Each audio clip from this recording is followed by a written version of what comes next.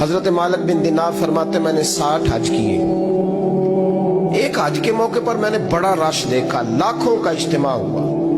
میری باتوں کی سمجھ تو آ رہی ہے نا آپ دوستوں؟ جو نہیں بول رہے انہیں بھی آ رہی ہے نا؟ اللہ جزا دے. کہتے لاکھوں کا مجمع تھا تو میرے دل میں خیال آیا, میں نے کہا اے اللہ, اتنے لوگ آئے ہیں, ان کا حج قبول بھی ہوا ہے کہ نہیں؟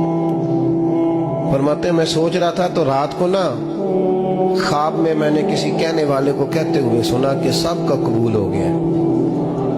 بلخ کا رہنے والا محمد بن ہارون بلخی ہے, اس کا حج قبول نہیں. فرماتے ہیں شہروں کے علیحدہ علیحدہ خیمے لگتے تھے. اب بھی آپ حج کرنے جائیں تو پاکستانیوں کی رہائشیں علیحدہ ہوتی ہیں, انڈین کی علیحدہ, بنگلہ دیش کے علیحدہ, مصری, یمنی, سب لوگ علیحدہ علیحدہ رہائشیں ہوتی ہیں, جھنڈے لگے ہوتے ہیں ملکوں کے. کہتے ہیں میں نے سویرے اٹھ کے ڈھونڈنا شروع کر دیا, ڈھونڈتا ہوں وہ بندہ ملے. کہتے ہیں جہاں بلخ شہر کے لوگ رہتے تھے وہاں چلا گیا تو میں نے لوگوں سے پوچھا تم میں محمد بن ہارون بلخی کون ہے؟ لوگ کہنے لگے وہ تو بڑا نیک آدمی ہے, پرہیزگار ہے, بڑے بولے بالے, بڑے اللہ والے, ریاض آپ کو بس ہم ہی جانتے ہیں, وہ تو بڑا نیک ہے, پرہیزگار آدمی. میں نے کہا اچھا کہاں ہے؟ انہوں نے کہا پہاڑ کے پیچھے اس نے خیمہ لگایا ہوا ہے, ساری رات عبادت کرتا ہے, سارا دن روزہ رکھتا ہے, قائم اللیل ہے, صائم الدہر ہے. کیا بات؟ فرماتے ہیں میں ان لوگوں کی بات سن کے حیران ہو گیا کہ مجھے کیا بتایا گیا, یہ کیا کہہ رہے ہیں؟ فرماتے ہیں میں پہاڑ کے پیچھے گیا. حضرت مالک بن دینار علیہ رحمہ فرماتے ہیں جب میں وہاں پہنچا تو میں نے اس شخص کو مصلی پہ بیٹھے دیکھا. کثرت عبادت کے آثار اس کے وجود پر نظر آ رہے, سیدھا بازو اس کا کٹا ہوا تھا.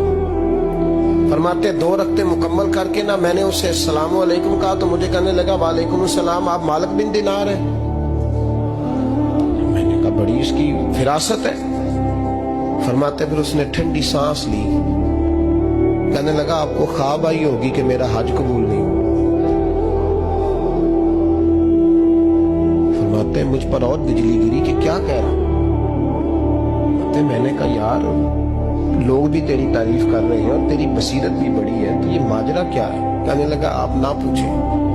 یہ کہہ کہ اس نے رونا شروع کیا, دیر تک روتا رہا. میں نے کہا نہیں یار تو بتا. کہنے لگا نہیں آپ نہ پوچھیں, آپ ناراض ہو گئے. میں نے کہا میں نہیں ہوتا, تو بولنا. کہنے لگا حضور 24 سال ہو گئے مجھے حج کرتے ہوئے, 24 سال, 24واں حج ہے میرا, اور ہر سال کوئی اللہ کا ولی آ کے بتاتا ہے کہ جا چلا جا تیرا کوئی نہیں قبول.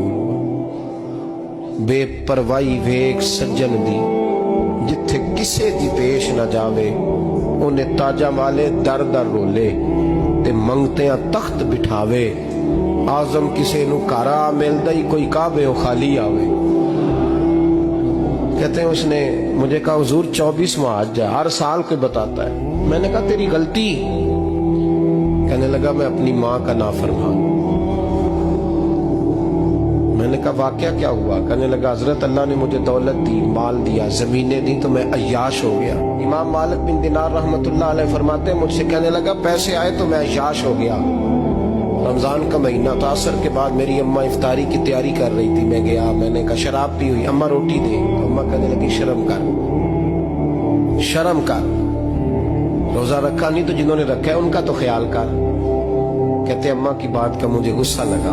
میں کہا کرتا ہوں بد نصیب ہے وہ بیٹا جس کا باپ اس سے بات کرتے ہوئے ڈرتا ہے کہ پتہ نہیں کہاں سے بولے گا. بد نصیب نہیں وہ بیٹا جس کی ماں اس سے بات کرتے ہوئے سہم جاتی ہے کہ پتہ نہیں کون سی بولی بولے گا. بد نصیب نہیں کہ ماں باپ بھی جس سے کھول کے بات نہ کر سکے. حضرت مالک بن دینار سے کہنے لگا اماں نے جب کہا نا شرم کر تو مجھے غصہ آیا, میں نے ماں کو تھپڑ مارا اور میری ماں جلتے ہوئے تندور میں گری. لوگوں نے مجھے پکڑ کے اندر بند کر دیا کمرے میں. ساری رات میں شور سنتا رہا پر نشے میں دھوت رہا. سویرے آنکھ کھلی تو میری بیوی بیگ باندھ رہی تھی. میں نے کہا کہاں جا رہی ہو؟ کہنے لگی جو ماں کا نہیں بنا میرا کیسے بنے گا. میں نے کہا میری اماں کا وہ تو لوگوں نے رات کو ہی دفن کر دی جنازہ پڑھ کے. تڑپ کے کہنے لگا مجھے کیوں نہیں بتایا؟ تو کہتے ہیں لوگ کہنے لگے تیری مرتی ہوئی ماں کہہ گئی تھی اسے میرا منہ نہ دیکھنے دینا. जनाजे के करीब ना आए। हजरत मालिक बिन दिनार फरमाते हैं जब उसने ये बात सुनाई तो मैंने भी उसके मुंह पे थप्पड़ मारा। मैंने कहा तो इसी काबिल है। कहते हैं वो रोने लगा, हुजूर दुआ करे अल्लाह मुझसे राजी हो जाए। कहने लगा जब माँ की इंतकाल की खबर मिली तो मैंने कुल्हाड़ी लेके वो हाथ काट दिया जिससे माँ को मारा था। मैंने सारी जायदादें खिरात कर दी।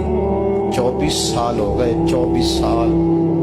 सारी रात नमाज पढ़ता हूँ, रोजा रखता हूँ, हज करता हूँ, पर हर साल कोई आके कहता है जा दौड़ जा, तेरा कोई नहीं कबूल हुआ। हुजूर दुआ करे मालिक राजी हो जाए।